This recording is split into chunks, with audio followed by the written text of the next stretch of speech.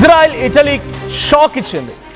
So ఇజ్రాయెల్కి shock ఇచ్చిన Italy ఏం చెప్తోందనంటే తమ మధ్య ఉన్నటువంటి రక్షణ ఒప్పందాన్ని రద్దు చేసుకున్నామని ఇటలీ ప్రకటించింది. మిడిల్ ఈస్ట్లో యుద్ధం సంబంధించినటువంటి సంఘటన మీకు తెలిసిందే. యుద్ధ వాతావరణం ఎలా కొనసాగుతుందో తెలిసిందే.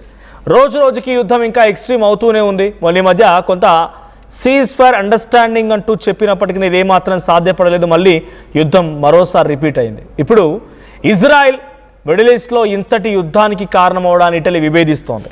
పశ్చిమాసియా ఉద్రిక్తతలకు సంబంధించిన విషయం పైన ఇప్పుడు ఇటలీ విభేదిస్తూ యుద్ధాన్ని మొదటి నుంచి వ్యతిరేకిస్తోంది ఇటలీ ప్రధాని జార్జియా మెలోనీ.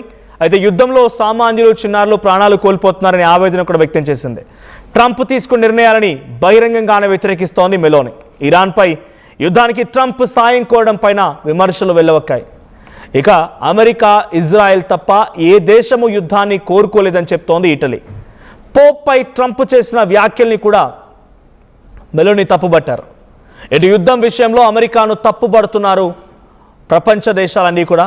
సో ఇప్పుడు ఈ అగ్రిమెంట్ బ్రేక్కి గల కారణం ఏంటి? అగ్రిమెంట్లో ఏముందనంటే జనరల్లీ రీసెంట్ డేస్లో మనం చెప్పుకున్న మాటలో Saudi and Pakistan agreement mutual understanding. ఏ ఒక్క దేశం పైన అటాక్ జరిగినా రెండు దేశాలపై అటాక్ జరిగినట్టుగా భావించాలి. మిలిటరీ ఎక్స్చేంజ్ ఉండాలి, వార్ ఎక్స్చేంజ్ ఉండాలి, వార్ వెపన్ ఎక్స్చేంజ్ ఉండాలి, టెక్నాలజీ ఎక్స్చేంజ్ ఉండాలి.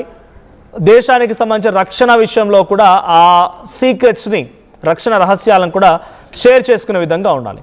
ఎటువంటి ఒప్పందం కుదుర్చుకున్న ఇజ్రాయెల్ ఇటలీ ఇప్పుడు దాన్ని బ్రేక్ చేసుకున్నాయి. 2003లో ఒప్పందం కుదిరింది, 2005 నుంచి అమల్లోకి వస్తుంది. ప్రతి 5 yearsకి ఒకసారి ఇది రిపీట్ అవుతూ ఉంటుంది, రెన్యూవల్ అవుతూ ఉంటుంది. కానీ ఇప్పుడు మెలోనీ తీసుకున్న నిర్ణయం ఏంటంటే నెక్స్ట్ సారి రెన్యూవల్ అవ్వకూడదు, దాన్ని బ్రేక్ చేసుకుంటున్నామని చెప్పి చాలా సంచలనమైన డిసిషన్ తీసుకున్నారు. కారణం ఏంటంటే ప్రధానంగా 3 reasons ఉన్నాయి. ఒకటి, లెబనాన్పై ఇజ్రాయెల్ చేస్తున్న దాడి. లెబనాన్పై ఇజ్రాయెల్ చేస్తున్న దాడి కోసం ఐక్యరాజ్య సమితి దళాలు అక్కడ ఉన్నాయి. లెబనాన్లో శాంతి కోసం, శాంతి నెలకొల్పడం కోసం యూనిఫిల్ అంటే ఐక్యరాజ్య సమితికి సంబంధించినటువంటి దళాలు అక్కడ ఉన్నాయి. ఆ దళాల్లో ఇటలీ కూడా తమ సైన్యాన్ని అక్కడ ఉంచింది. అయితే రీసెంట్గా ఆ సైన్యం పైన, ఆ దళాల పైన శాంతి నెలకొల్పే ప్రయత్నం చేస్తున్నటువంటి ఆ ఆర్మీ పైన ఇజ్రాయెల్ అటాక్ చేసింది. అయితే ఆ ఇజ్రాయెల్ చేసిన అటాక్లో ఇటలీకి సంబంధించినటువంటి సభ్యులు కూడా ఉన్నారు. అక్కడ వాళ్ళు రక్షణ కల్పిస్తున్నారు. సో వారిపై అటాక్ కూడా జరిగింది. కాబట్టి దీన్ని చాలా సీరియస్ తీసుకుంది ఇటలీ. ఆ తర్వాత సామాన్యుల మరణం. హమాస్, హెజ్బొల్లా, హౌతీ, లెబనాన్, సిరియాలో మీకు వ్యతిరేకంగా ఉన్న మిలిటెంట్స్పై అటాక్ చేయడంలో తప్పే లేదు. కానీ ఈ అటాక్లో చాలామంది కూడా సామాన్యులు చనిపోతున్నారు, చాలామంది సామాన్యుల మరణానికి కారణమవుతున్నారు. కాబట్టి ఈ మరణానికి సంబంధించిన విషయం, మీకు మరణానికి సంబంధించిన విషయం ఇవన్నీ కూడా సీరియస్ తీసుకున్న మెలోనీ, జార్జియా మెలోనీ ఇప్పుడు ఏం చెప్తారంటే సామాన్య పౌరుల యొక్క మరణానికి కారణమైనటువంటి ఇజ్రాయెల్తో మేము ఒప్పందాన్ని కుదుర్చుకోలేము, ఒప్పందాన్ని కంటిన్యూ చేయలేమని చెప్తోంది. దీంతో పాటుగా ఫైనల్లీ ప్రాంతీయ అస్థిరత, స్ట్రైట్ ఆఫ్ హార్ముజ్ మూసివేత వంటి భౌగోళికమైనటువంటి అంశాలపైన కూడా రాజకీయ ఉద్రిక్తతల నేపథ్యంలో ఇటలీ ఆ స్ట్రైట్ ఆఫ్ హార్ముజ్ని అమెరికా కంట్రోల్ తీసుకోవడం, అమెరికా నీకు సపోర్ట్ చేయడం అన్నీ కూడా కొంత నాన్ సెన్స్ అన్నట్టుగా భావించి ఆ విషయంలో కూడా జియో పొలిటికల్ ఇష్యూస్లో కూడా ఇటలీ ఇజ్రాయెల్ విభేదిస్తోంది. మనం ఒక ట్వీట్ చూస్తున్నాం అల్ జజీరాకు సంబంధించి ఇంటర్నేషనల్ కథనం ఒకటి. So prime minister Georgia Meloni says Italy is suspending it's defence agreement with Israel's as global protests mount over the US-Israel war on Iran. Israel America కలిసి ఇరాన్పై యుద్ధం చేయడాన్ని, అక్కడ ఉద్రిక్తత పరిస్థితి కారణమవడాన్ని విభేదిస్తూ, వ్యతిరేకిస్తూ తమ డిఫెన్స్ అగ్రిమెంట్ని బ్రేక్ చేసుకుంటున్నామని చెప్పి జార్జియా మెలోనీ ప్రకటించింది. అయితే ఇది అడ్వాన్స్డ్గా ఒక డెసిషన్. ఈరోజు బ్రేక్ అయిందంటే ఈరోజు నుంచే బ్రేక్ అవ్వడం కాదు.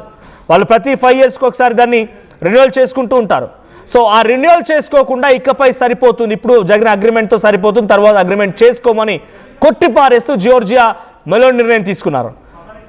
సో ఈ బిగ్గెస్ట్ డెసిషన్కి సంబంధించి ఇప్పుడు జార్జియా మెలోనీ డెసిషన్తో నెతన్యాహు కూడా ఇరుకులో పడ్డారు. బికాజ్ నెతన్యాహుకు అయితే అమెరికా సపోర్ట్ ఉంది, వీటితో పాటుగా ఇటలీ కూడా సపోర్ట్ చేసింది. In exchange of war weapons, in exchange of geopolitical issues హ్యాపెనింగ్లో ఉన్నప్పుడు కొంత ఇన్ఫర్మేషన్ని పాస్ చేసుకోవడానికి అన్ని రకాలుగా ఉపయోగపడ్డ ఇటలీ సడన్గా తమ డిఫెన్స్ అగ్రిమెంట్ని బ్రేక్ చేసుకోవడంతో అటు ఇటలీ కూడా షాక్కు గురైంది. సో దీనిపై ఎటువంటి ప్రభావం చూపుతుంది ఈ స్టేట్మెంట్ పై అంటే డెఫినెట్గా ప్రభావం చూపిస్తోంది. రీసెంట్ డేస్లో సౌదీ, పాకిస్తాన్ రెండు దేశాలు ఇటువంటి డిఫెన్స్ అగ్రిమెంట్కే దిగాయి. ఆ డిఫెన్స్ అగ్రిమెంట్లో భాగంగా ఇటు పాకిస్తాన్ అండ్ సౌదీ రెండు దేశాలపైన ఏ ఒక్క దేశంపై అటాక్ జరిగినా కూడా అది రెండు దేశాలపై అటాక్గా భావించాలి. ఇద్దరం కలిసికట్టుగా పోరాడాలి, వార్ వెపన్స్ ఎక్స్చేంజ్ చేసుకోవాలి, ఇద్దరం కలిసి నడవాలన్నట్టుగా వాళ్ళు డిసిషన్ తీసుకున్నారు. కానీ రీసెంట్గా మరి మీరు అనుకోవచ్చు ఇరాన్ సౌదీపై అటాక్ చేసింది కదా. It's not direct attack on సౌదీలో ఉన్న సామాన్య పౌరులపైన, సౌదీలో ఉన్నటువంటి ప్రతినిధులపైన, సౌదీలో ఉన్న ఆర్మీ పైన అటాక్ కాదది, సౌదీలో ఉన్నటువంటి అమెరికా స్థావరాలపైన అటాక్. కాబట్టి పాకిస్తాన్ ఇన్వాల్వ్ అవ్వలేదు. కానీ ఇక్కడ ఇజ్రాయెల్పై అటాక్ని అంత సీరియస్గా తీసుకోవడం ఇటలీ, బికాజ్ ఈ యుద్ధాన్ని స్టార్ట్ చేసిందే ఇజ్రాయెల్. లెబనాన్లో ఉన్న పౌరులపై, సామాన్య పౌరుల మరణానికి కారణమైంది. ఇటలీ సంబంధించిన సైన్యం కూడా లెబనాన్లో శాంతి నెలకొల్పడం కోసం ప్రయత్నం చేస్తుంటే వాళ్ళపై అటాక్ చేసింది ఇజ్రాయెల్. సామాన్య పౌరులను అటాక్ చేసింది, ఆర్మీని అటాక్ చేసింది, జియో పొలిటికల్ కాన్స్పిరసీ ఇష్యూస్కి కారణమైంది. సో ఇవన్నీ నేపథ్యంలో జార్జియా మెలోని తీసుకున్న నిర్ణయం ఏంటంటే ఇకపై ఎట్టి పరిస్థితుల్లో ఇజ్రాయెల్తో తమ ఒప్పందాన్ని కొనసాగించలేమని స్పష్టం చేశారు. సో ఈ స్టేట్మెంట్తో నెతన్యాహు కూడా ఒక రకంగా షాక్ గురయ్యారు. ఆ వార్ వెపన్ ఎక్స్చేంజ్ కానీ, ఒక దేశం నుంచి రావాల్సిన సహాయం ఆగిపోతే ఏ రకంగా ఉంటుందో అటువంటి పరిస్థితి ఇప్పుడు నెతన్యాహు కూడా ఎదురైంది. ఆ సహాయంతో పాటుగా ఇప్పుడు రేపటి రోజున ఇంకా కొంత వ్యతిరేకం కూడా మారే అవకాశం ఉంది, బికాజ్ తమ సైన్యంపై అటాక్ చేశారన్నట్టుగా ఇటలీ భావిస్తోంది. కాబట్టి సో ఇటలీ తీసుకున్న నిర్ణయం కేవలం ఇజ్రాయెల్కి వ్యతిరేకంగానే కాదు, అమెరికాకు వ్యతిరేకం కూడా. డొనాల్డ్ ట్రంప్ యొక్క పిచ్చి వేషాలు, డొనాల్డ్ ట్రంప్ యొక్క చేష్టలు ఏమాత్రం నచ్చడం లేదంటూ అటు జార్జియా మెలోని బహిరంగంగానే వ్యతిరేకిస్తున్నారు.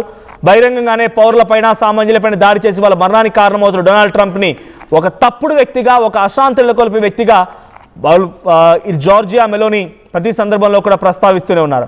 సో ప్రజెంట్ ఈ స్టేట్మెంట్ ఎటువంటి పరిణామాలకు దారితీస్తుంది, ఇటలీ ఇజ్రాయెల్ ఈ డిఫెన్స్ అగ్రిమెంట్ బ్రేక్ తర్వాత ఎటువంటి సిచ్యువేషన్ ఉంటుందో చూడాలి.